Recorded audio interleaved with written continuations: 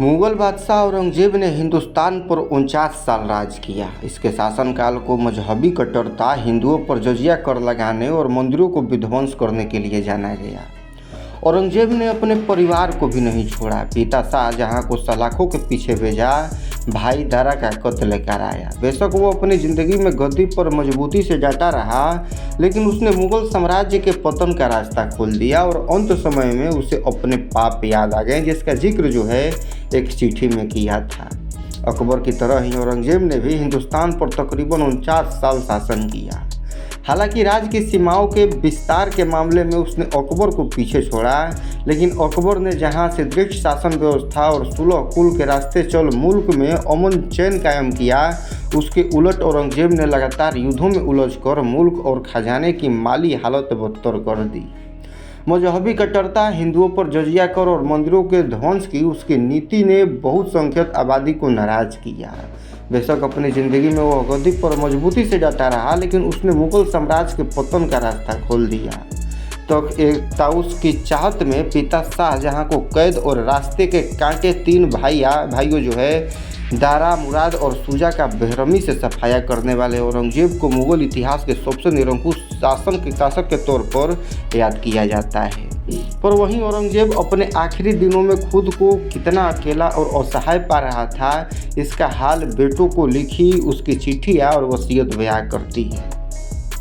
अपने बेटे आजम को औरंगजेब ने लिखा, बुढ़ापा आ गया है और कमजोरी बहुत बढ़ गई है, शरीर काम नहीं कर रहा है, अकेला आया था और अकेला ही जा रहा हूँ।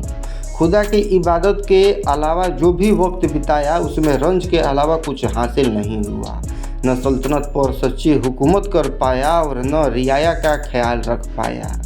कीमती जिंदगी जो है वो बेकार हो गई। ब्रिटिश म्यूजियम में उपलब्ध औरंगजेब के इस हस्तलिखित पत्र का मशहूर इतिहासकार यदुनाथ सरकार ने उस पर केंद्रित अपनी किताब में हवाला दिया।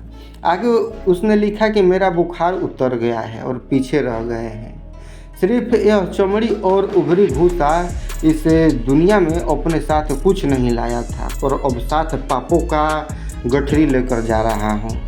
पता नहीं कि मुझे क्या सज़ा मिलने वाली है, लेकिन खुदा से रहम की पूरी उम्मीद है। दूसरे बेटे काम भक्त को इसी दौरान लिखी एक अन्य चिट्ठी में भी उसने अपने बेचारगी जाहिर की।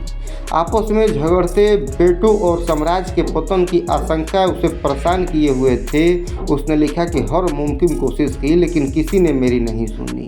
खुदा को नहीं मंजूर था, अब कहने से क्या फ़ायदा। जो पाप कुकर्म मैंने किए उसका बोझ खुद ही ले जाऊंगा।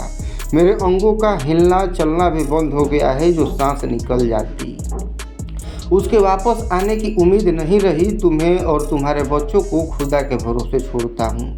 दुनियावादी लोग जो है धोखा देते हैं, पर उन पर आंखें मूंद कर भरोसा न करना। चिट्ठी में भी अपने भाई दारा, जिसे उसने बहुत बेरहमी से कत्ल कराया था, इसका भी जिक्र किया और लिखा कि उसने ठीक इंतजाम नहीं किए, इसलिए नाकाम रहा। बेटे को नसीहत दी, अपनी सीमाओं में ही पांव पसारो। इस बात का ध्यान रखो कि किसान और प्रजा बर्बाद न हो और मुसलमान न मारे जाएं, नहीं तो इन सब की सज़ा मुझे भुगतनी होगी। औरंगजेब की मौत के बाद तकिए के नीचे से उसके हाथों लिखी वसीयत भी मिली थी। आगे गद्दी पर कौन बैठेगा, इसका उसने अपनी ओर से कोई फैसला नहीं किया था। इसकी जगह उसने लिखा कि जो कोई सम्राट बने वो बाकी भाइयों में सूबों का बंटवारा कर दे, ताकि जंग और मौत न हो। इस वसीयत में उसने अपने वारिसों को 12 नसीहतें दी और उम्मीद जाहिर की कि वे इसे मानेंगे। इन्हें लिखते समय उसके दिल दिमाग पर अपने पिता शाहजहां और भाई दारा शिकोह के प्रति उनके अतिरिक्त प्रेम की शिकायत हावी थी। उसने लिखा कि कभी अपने पुत्रों पर भरोसा न करो और न उनसे नज़दीकी जाहिर करो, क्योंकि अगर सम्राट शाहजहां ने दारा शिकोह के लिए ऐसी तरफदारी न दिखाई होती तो उसका इतना तकलीफ देह अंत न होता। कामयाब शासक बनने के लिए औरंगजेब ने अपनी वसीयत में वारिसों को तजवीज़ें भी सुझाई थी। सम्राट को लगातार इधर उधर घूमते रहना चाहिए, किसी एक जगह बहुत ज़्यादा दिन नहीं ठहरना चाहिए। एक जगह रुकने पर जाहिर तौर पर आराम मिलेगा, लेकिन 1000 मुसीबतें जो है उस सिर पर आ पड़ेगी।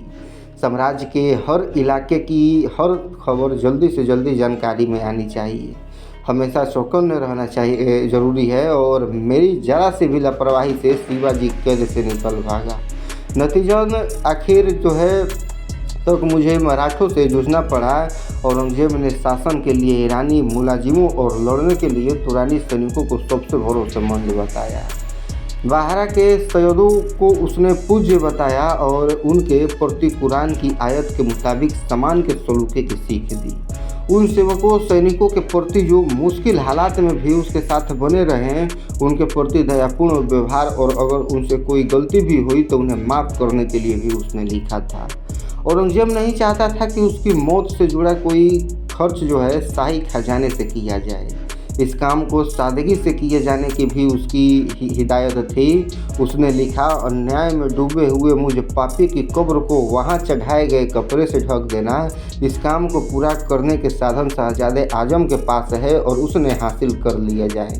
मेरी सी हुई टोपियों से बचे 4 रुपये और 2 आने महलदार आला बेग के पास जमा है, उससे लेकर कफन में खर्च करे। कुरान नकल से कमाए गए 305 रुपये जो है मेरे बटुए में हैं, उन्हें मेरी मौत के दिन फ़कीरों में बांट दिया जाए। कुरान नकल से कमाए रुपयों को शिया पवित्र समझते हैं, इसलिए उन्हें कफन आदि की खरीद में इस्तेमाल न किया जाए। जनाजे के साथ गवैयों के जुलूस की उसने मनाही की थी। कब्र में सिर खुले रखने को भी लिखा था, क्योंकि औरंगजेब को भरोसा था कि जो पापी सम्राटों के सम्राट खुदा के सामने खुले सिर पहुंचता है उस पर वह दया करते हैं।